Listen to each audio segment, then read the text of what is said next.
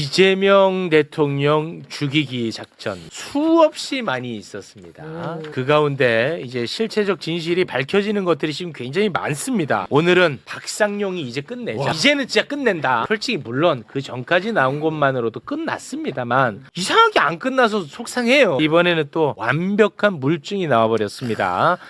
수원지검 박상용 검사가 이재명 대통령을 대북송금 사건으로 잡아넣기 위해서 이화영 부지사의 변호인을 회유한 정황이 담긴 녹취가 이번에 처음으로 공개가 됐습니다. 네. 2023년 5월 17일 이화영 부지사를 회유하기 위한 이른바 연어술 파티가 있었다는 것은 이제는 뭐 머릿속에 모르는 사람이 없죠. 다 됐죠. 네. 뭐 수없이 많은 정황 증거가 많았잖아. 네. 네.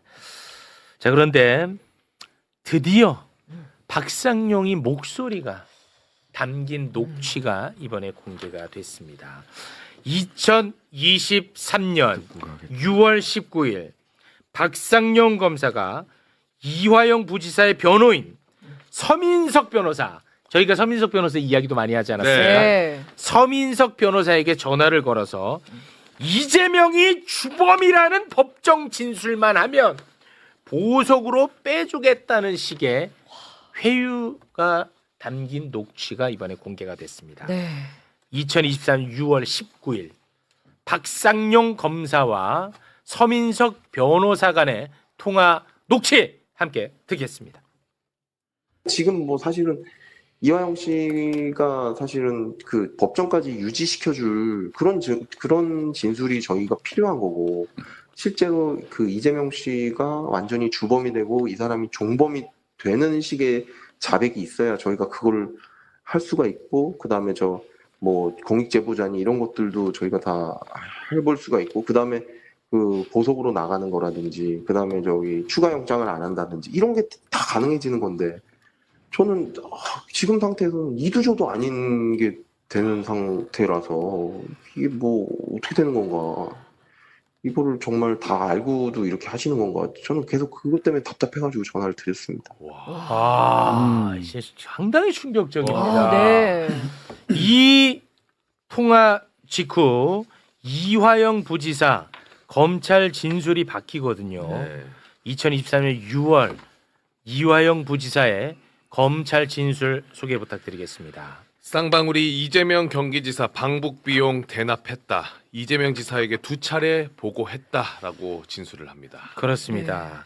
자, 이 녹취, 빼박 녹취가 이제 공개가 됐습니다. 네. 이 빼박 녹취가 공개가 되자 박상용이 여기서 야. 수긍하고 반성하고 사과할까요? 절대 안 아니죠. 하죠. 박상용이 여기서 또 뱀의 혀 놀립니다. 자, 소개 부탁드립니다. 자, SNS 글을 올려서 통화 녹취는 서민석 변호사의 이화영 종범 의율이라는 무리한 요구에 대한 검사가 거절하며 설명한 내용을 발췌하고 짜집기 한 거에 불과하다. 아, 짜집기 한 거다. 이게 말이 되냐? 야, 변호사가 무리한 요구를 했고 네. 거절하는 거면 왜 박상용이 네가 답답해서 왜 전화를 해? 그러네. 말이 하나도 안 맞아. 무리한 요구를 해왔는데 너가 왜 편의를 제공해? 말이 안 맞아. 그렇죠. 네. 이건 말도 안 돼. 음. 너 내가 어미 꾸짖는다. 그리고 박상용이는 이화영 부지사의 수사 태도에 따라서 이화영 부지사의 주변인들 많잖아요. 네. 주변인들의 수사도 할 수도 있고 안 할 수도 있다라는 식으로 또 이야기를 빡이네 이거. 이거는 진짜 무서운 네. 얘기입니다. 자, 박상용 검사와 서민석 변호사의 통화 함께 들어보시죠. 일단은 알겠습니다. 지금 추가 수사들은 제가 다 못하게 하고 있습니다. 일단 추가 수사들은 이화영 씨 말하고 나서 원래 그 다음날 영장 청구했는데 그것도 제가 못하게 했고요. 아이고야. 지금 아마 재증언하라는 것도 막 지시가 내려오는데 그것도 제가 못하게 하고 있고, 몇 번 부르겠지만 그때에 대한 본격적인 수사나 뭐 이화영 씨 그때 날인 거부한 거에 날인하라든지 그런 내용 없고요. 그다음에 김성태가 진술하는 그 저기 임대금으로 준 뭐 한 달에 뭐 2, 3천만 원씩 줬다는 부분도 지금 저희가 김성태를 따로 불러서 뭐 압박하거나 그거에 대한 추가 수사를 하거나 안 하고 있습니다. 그러니까 어쨌든 간에 이화영 씨 그 협조해 주신 점에 대해서는 충분하게 저희도 노력을 하고 있는 부분입니다. 와 얼마나 지금 삐처리 된 데가 아마 다 이화영 부지사의 주변인인가 봐요. 네. 저렇게 많아. 그러니 얼마나 압박이 느껴지겠어. 근데 내가 못하게 하고 있다. 내가 지금 못하게 하고 있다는 무슨 말이야? 자칫하면은 할 수도 너 태도에 있다. 따라서 이거 다 다시 또 재개되는 거야. 내가 간신히 맡고 있다 이거거든. 와, 난 이거 진짜 무섭던데요. 저 당시에 그 수원지검에서 계류 중이던 이화영 관련된 사건 번호가 20개예요. 와, 예. 미친다 진짜. 보통 이제 형제 번호라고 하는데 형제 번호가 20개였고 네. 20개 형제 번호 달아놓고 그거를 일부는 홀딩 시켜놓고 계속 이화영 부지사 압박을 했던 상황이었고 그리고 뭐 저 주변 인물 뭐 구속시킨다. 그래서 그 당시에 구체적으로 주변 인물 구속된다고 얘기가 나왔던 게 이화영 부지사랑 대학 시절부터 같이 학생 운동했던 친구 신명섭 이분은 이미 구속됐고 그 당시에 그 다음에 후배인 이우일 그리고 백정화 사모님 그리고 아들까지 여기 주로 요 4명에 대해서 구속을 시키겠다라고 하고 그때 이제 수사를 하고 있었고요. 또 하나는 저 중간에 보면 김성태 얘기가 나오면서 우리가 뭐 김성태 압박을 안 하고 있다 이렇게 얘기가 나오잖아요. 네. 저 당시 어떤 상황이냐면 김성태 회장이 검찰에 한번 나오면 나올 때마다 이화영의 혐의가 하나씩 늘어납니다. 네. 그 나와서 그냥 얘기를 하는 거예요. 뭐 내가 그때 뭐 한 달에 한 2천 줬어요. 그러면 혐의 하나. 가는 너무 늘어나는 거지 그렇게 예, 되면. 그리고 뭐 그때 파라곤 뭐 밑에 파스쿠치에서 얼마 줬어요. 그러면 그때 옆에 같이 있었던 박영철 부회장이 저도 있었어요. 이런 식으로. 오로지 진술이에요. 진짜 무섭다. 근데 얘기 나오면 혐의 하나씩 늘어나고 근데 이게 문제가 뭐 예를 들면 한 달에 2천씩 줬다. 그럼 1년이면 2억 4천이잖아요. 네. 그러면 김성태 회장이 나와서 한마디 할 때마다 이게 뇌물 액수가 늘어나는 겁니다. 뇌물 액수가 늘어나고 무서워. 뇌물 액수가 일정 범위로 늘어날 때마다 이게 죄명이 바뀌면서 형량이 점핑을 하고 이런 상황이니까 이화영 부지사 같은 경우는 거의 사실상 고문을 받는 그런 상황이었던 거죠. 예. 네. 와, 진짜 이 끔찍한 거야. 그러니까 새로운 거를 계속 만들어내면서 이거를 막아준다고 표현하는 것도 진짜 악마 같은 모습입니다. 제가 볼 땐 그렇습니다. 근데 지금 댓글에 자꾸만 그 파일 제공한 서민석 변호사와 관련된 이야기를 하는데 저는 이 건은 일단은 잠깐 좀 논외로 하고 싶어요. 왜냐하면 이게 본질은 아니잖아.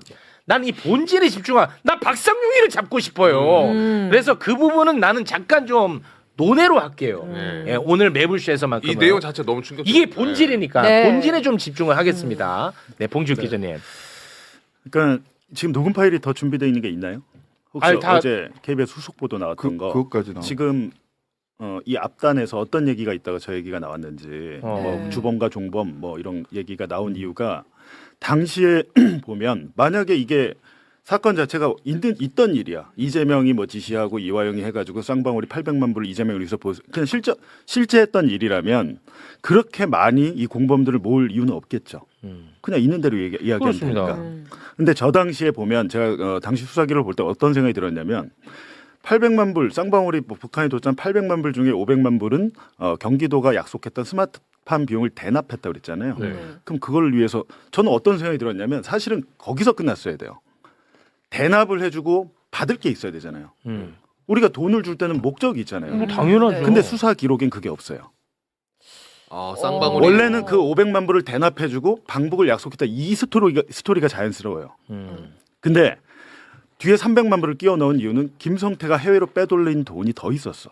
이 돈이 설명이 안 돼. 설명이 안 돼서. 그러니까 예를 들면 필리핀에 무슨 국제 대회를 했는데 거기에 70만 불을 갖고 갔는데 이 돈을 어디다 썼는지 지금 설명이 안 돼. 저희는 뭐 개인적으로 김성태 개인 도박 자금이라고 보는데 김성태가 빼돌린 돈 자체가 액수가 뒤에 커지다 보니까 방북을 뒤에다 갖다 붙인 것 같아. 그러면서 뭐라고 얘기했냐면 300만 불 얘기를 합니다. 박사영 검사가. 300만 불에 대해서 이화영이 얘기를 해줘야 되는데 안 해준다고. 그리고 자기는 다 알고 있을 텐데 왜 이렇게 얘기하는지 모르. 그러니까 스마트팜은 앞전에 인정을 했다니까요. 이화영이 그때 꼴딱 넘어가가지고 거기서 협조를 했어요. 진술 협조를 했고 뒤에 300만 불에 대해서 지금 안 한다는 게 있고 지금 제가 보니까 그 자료 9번 보시면 이 통화하기 전날에 지금 18일이잖아요. 같은 네. 날이네. 전날에 이런 일이 아, 있었던 하루 거예요. 전날이네. 예, 전날에 조사를 했어요. 오. 전날에 조사를 했는데 박상용의 마음에 안 들게 된 거지.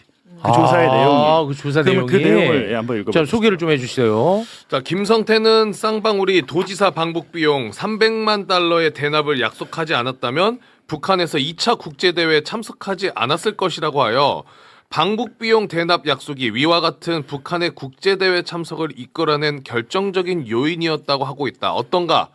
그러자 그것은 김성태 회장의 생각이다. 경기도와 북한 간의 정해진 일정에 따라 행사가 이루어진 것이라고 생각한다. 자 보세요. 라고 이화영 부지사가 이게 이야기합니다. 전날 검찰에서 조사한 내용이에요. 300만 달러 얘기 나오죠. 네. 여기에 대해서 협조를 안 한 겁니다. 아. 필리핀에 그때 리오남한테 줘가지고 70만 불 주고 요 스토리를 끌어내야 되는데 이화영이 여기에 대해서 그거는 그냥 뭐 경기도와 북한 간의 정해진 일정에 따라 행사가 이뤄진 거라고 생각한다. 방북을 위해서 한 게 아니야. 라고 부인 취지의 답변을 해버린 거예요. 그러니까 여기서 머리가 아팠던 거예요. 박상용은. 박상 골치 아프네. 예. 그러니까 저렇게 말을 했던 동기가 전날 그 피의자 신문 조서에서 확인이 되는데 그리고 10번 자료를 더 보여주시면요. 예, 박상용 검사가 피해자는 이재명 지사에게 방북 비용까지 처리해줄 사람이 쌍방울 그룹의 김성태 회장이다라고 명시적으로 보고를 드렸다는 것이죠. 하자 이화영 부지사가 김성태 회장이 지사님 방북을 위해 노력할 것이라는 점은 말씀드렸다. 다만 내가 어떻게 도지사에게 쌍방울이 지사님 방북 비용을 대신 내준다 이런 노골적인 워딩으로 보고를 하겠나. 더 확실해지죠. 이 300만 달러가 해결이 안 되니까 머리가 아팠던 골치 상황이에요. 아프네. 네. 박상용 그래갖고 그 입장에서. 다음날 저 전화를 한 이유는 방북 비용 300만 달러에 대해서 법정에서까지 유지돼 일관된 증언을 해주셔야 된다. 그래야 우리가 뭘 해줄 수 있다라고 얘기하는 거죠. 야, 이게 그 시간의 순서가 딱딱 맞아 떨어지네. 그렇게 돼요. 요거는 뭐 깔끔하네. 박상용이. 요거는 이제 박살 내야죠, 이제. 그 어제죠. 어제 수원지검에서 입장이 나왔습니다. 그 당시 수원지검장, 그 차장, 네. 그 부장까지 동시에 입장이 나와서 이거 뭐 존재할 수 없는 허위다라고 입장을 냈고요. 그 제 생각은 그래요. 사실은 여태까지 박상용이 아무리 생각해도 이해할 수 없는 정도로까지 반박을 했잖아요. 네. 반박하고 너무 뻔뻔하게 나왔고. 네. 그래서 이거 얘기할 때 박상용은 자기 신변에 어떤 문제가 발생하지 않을 거라는 걸 확신하고 있다. 뭐 이런 의심은 했었는데 네. 사실은 어제 그냥 수원지검의 과거 수뇌부들이 총출동해가지고 박상용 업무하는 걸 보고 박상용의 배우가 정말 확실하게 있었고 그 배우로부터 박상용이 너의 신변은 우리가 끝까지 책임진다라는 약속을 받지 않았을까라는 생각이 들어요. 네. 그리고 지금 이 녹취까지 나오니까 더 이상 그 수뇌부들이 더는 뒤에 숨어 있을 수 없는 상황이 발생을 하고 네. 또 하나는 이전에 박상용이 몇 번 입장을 내면서 무슨 얘기를 했었냐면 이 정도 사이즈의 사건을 할 때 나 같은 평검사 혼자 못한다. 네, 맞아요. 네, 진실이. 수뇌부가 다 소통하고 보고하면서 한다라고 맞아요. 얘기했는데 네. 그때 사실상 수뇌부에 대한 어떠한 메시지를 줬다고 저는 생각을 해요. 네. 나 냅두지 마라. 네. 그랬고 그 이후에 그제 상황까지 터지고 나니까 수뇌부들이 이제 명확하게 박상용을 업무하러 나선 걸로 보입니다.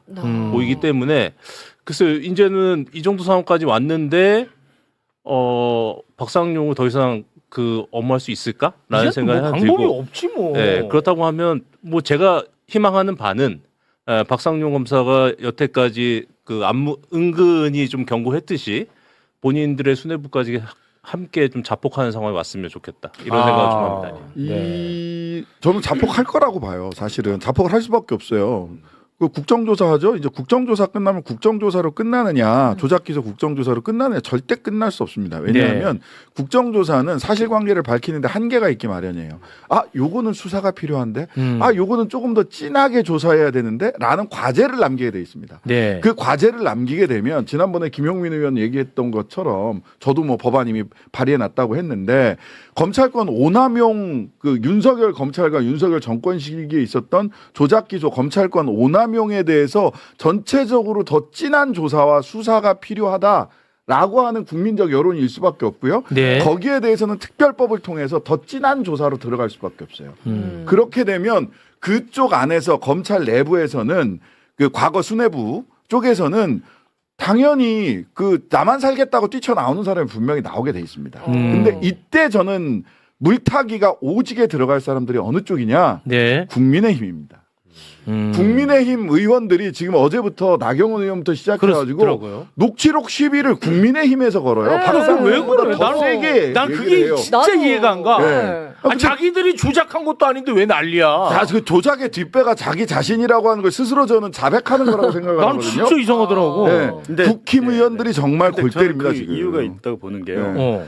2023년 1월에 대장동으로 이제 이재명 민주당 대표 1차 구속영장 청구했다가 체포동의안 부결돼서 끝났잖아요. 네. 그거는 그냥 불구속 기소를 했고 그 다음에 가장 중요했던 수사가 대북송금 수사였어요. 그랬죠. 이걸로 2차 영장 청구를 했어야 되는 건데 네. 이거를 일개 검사가 혼자 소설을 지어가지고 할 수 아이, 없습니다. 말이 안 이게 되죠. 제 생각에는 한동훈이 지금 국정조사에 자기 나오겠다고 하는데 네. 이거를 특검, 만약 상설특검이랄지 국정조사 끝난 다음에 수사를 해보면 용산서부터 다 연결이 돼 있는 걸로 보이거든요. 저희 윤석열 명예훼손 기자 사건도 그렇고 그냥 검사가 무슨 기자들한테 억하심장이 있어서 그걸 하겠습니까? 상식적으로 이제 그걸 보면 가장 윗선 그리고 그 중간 단계 그리고 최종 실행자 이렇게 해서 나올 것 같아요. 그래서 국민의힘이 나설 수밖에 없겠죠. 이게 게이트가 될 수가 있으니까. 이 사건은 좀 시간을 좀 앞으로 당겨봐야 이해가 되는데 그 저희들이 좀 착각하는 부분이 하나가 있어요. 어떤 부분이냐면 김성태라는 사람의 존재입니다. 그러니까 김성태라는 사람이 그냥 시정 자폐가 아닙니다. 예, 그냥 뭐 흔히 얘기하는 게 건달 뭐 이 정도가 아니라 네. 사실상 거의 뭐 전국을 평정했던 한때 전국구 족보, 그다음에 사채업계도 평정했고 그걸 통해서 기업까지 인수해가지고 기업 인수 후에 기업 운영에서도 상당한 발군의 실력을 보여준 사람이에요. 보통 사람이 아닙니다. 네. 근데 김성태가 23년 1월에 송환이 되는데 김성태가 송환이 됐을 때 이미 쌍방울 관련된 모든 그 왁구가 다 짜여 있었어요. 그러니까 금감원이 들어가서 쌍방울 다 그 아작을 내고 그 쌍방울 관련돼서 수백 명 직원들 불러다가 다 조사를 하고 그래서 사실상 김성태가 송환돼 와가지고 김성태가 추가로 뭐 구체적인 진술을 할 필요가 없을 정도로 그 그림을 다 만들어 놨었는데 네. 이 정도 사이즈의 그림을 만들 때 박상용이나 일개 평검사 혼자서 금강원도 동원하고 국세청도 동원하고 그치. 예, 네. 심지어 타청 검찰의 타청까지 동원을 해가지고 쌍방울이란 그룹 자체를 완전히 왁구를 짜놓는다는 것은 불가능해요. 그렇습니다. 네. 네. 알겠습니다. 그리고 이게 지금 이제 이거 한 개가 있는 게 아니고요. 시간이- 네. 여러 개 있어요. 녹음 파일이. 그리고 녹음 파일이 더 내일 있어요? 추가 녹음 파일이 그게 더 심각해 보이는데 아, 이제 저는 이제 더 있어? 어제 더 있어요. 저 이제 개인 방송 매봉쇼에서 이제 서민석 변호사랑 좀 통화를 했는데 네. 내일 이제 2023년 5월 17일에 연호의 술 파티로 딱 지목된 날이잖아요. 네. 네네. 2, 3일 뒤에 바로 본인이 구치소 가서 이화영 부지사 접견하고 나왔는데 박상용한테 바로 전화가 왔대요. 오. 그러니까 회유 뭐 이런 게 있는지 몰랐는데 가서 이화영 부지사한테 들었대요. 뭐 술 파티도 듣고 뭐 이런저런 얘기를 듣고 딱 구치소를 나서는데 박상용에게 전화가 와서 여러 가지 그 회유와 관련한 그 조건들 이걸 얘기를 했다고 합니다. 오. 네, 그러면서 이제 본인이 여러 가지 대화를 하고 왜냐하면 이화영 부지사가 말하지 않은 것까지 박상용이 막 말을 해가지고 굉장히 구체적으로 녹음이 돼 있는데 내일 아침에 공개됩니다. 와. 야, 박상용이 그동안에 행복했다잉. 이제 끝이야. 그리고 이번 주 금요일에 이제 TBS 제가 진행하는 봉지욱의 봉인에 대해서 세 번째 녹음 파일이 또 이제 공개될 예정. 네. 굉장히 많은가 봐요. 자신 있어 10개 정도 될 하더라고요. 겁니다. 너무 한 10개 좋습니다. 정도 된다. 네. 근데 이제 여기서 녹음 파일 관련해 가지고 다 까자 왜 한꺼번에 안 까고 뭐 조작하냐 뭐 짜깁기 하냐 이런 얘기 하잖아요. 바보입니까? 왜 그걸 한 번에 깝니까? 그건 뭐 알아서 할 문제지 왜 간섭해? 아니, 하나 해놓고 저쪽에서 무슨 거짓말 하는가 보고 그렇지. 또 하고 또 하고 어. 차근차근 하는 거예요. 뭘 다 네. 까? 마치 무슨 뭐 숨기고 조작하는 거 있는 것처럼 이야기하는 거. 네. 뭐 천하람 의원도 그런 이야기 하셨던데 바보입니까? 누가 그걸 한 번에 다 깝니까? 네. 아니 근데 그 진짜 특이해. 천하람 같은 사람들을 왜 이 진실을 밝히는 거에 함께하지 않아? 뭐 이렇게 뭐 무슨 일이 있는지 뭐 잘은 모르겠습니다만 그 다음에 한동훈 씨 굉장히 요새 좀 약간 신나서 깝치던데 죄송합니다. 아니 왜 대표십니다.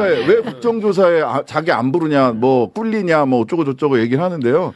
딱 기다리고 계세요. 국정조사 끝나고 나면 제가 보기엔 이거 더 진한 조사와 수사로 나아갈 수밖에 없어요. 그때 네. 되면 지금 국정조사 갖고는 박상용 정도를 잡을 수는 있지만 아까 봉지욱 기자가 기자가 얘기하신 윗선. 그 윗선에서 어떤 작전이 있었는가는 국정조사로 다 밝힐 수가 없어요. 그렇습니다. 네. 너는이라고 당신은 그때입니다. 번호표 뽑아들고 그때까지 기다리고 계세요. 반드시 책임을 져야 됩니다. 한동훈 씨도. 법무부 장관이었어요 그때. 그렇습니다. 그때 김성태 돌아오라고 그럴 때 뭐 별 진짜 험한 소리 다 했거든요. 네. 이재명 대통령을 범죄자 취급하면서 뭐 조폭끼리 짜고서 뭐 못 돌아오게 하고 있다는 별별 소리를 다 했어요. 네. 딱 기다려 번호표 뽑고. 좋습니다. 저는 이제 아무튼 뭐 서민석 변호사가 내놓는 녹취에 당분간 저는 좀 집중하도록 하겠습니다. 서민석 변호사가 검찰과 협조적 관계에 있었던 건지, 우리는 이제 그런 쪽으로 비판을 많이 해왔었죠. 네, 네. 있던 건지 아닌지 그 이야기는 일단은 매불쇼만큼은 조금 저 보류하도록 하겠습니다. 네, 그거는 뭐 다른 분들이 알아서들 좀 해주시면 좋을 것 같습니다. 네. 제가 볼 때는 뭐 약간의 좀 경계에 있지 않았나 하는 생각이 좀 들긴 하는데, 네. 김광민 변호사와는 여기서 인사를 드리도록 하겠습니다. 대단히 고맙습니다. 이화영 전 부지사 사건에서 충격적인 녹취 내용이 공개됐습니다. 검사가 변호인에게 전화를 걸어서 이재명 대통령을 주범으로 지목해주면 구치소에서 나올 수 있게 해주겠다고 제안했다는 거예요. 쉽게 말하면 검찰이 수사 결과를 스스로 만들어내려 했다는 의혹입니다. 원래 수사는 증거를 따라가야 하는데 원하는 결론을 먼저 정해놓고 거기에 맞춰 진술을 유도하려 했다는 거죠. 이 녹취가 사실이라면 굉장히 심각한 문제예요. 검찰이 법을 지키는 기관이 아니라 오히려 법을 어기는 기관이 된 셈이니까요. 앞으로 이 내용이 사실인지 아닌지 또 책임져야 할 사람이 누구인지 제대로 밝혀져야 할 것 같습니다. 영상이 도움이 되셨다면 구독과 좋아요 부탁드립니다.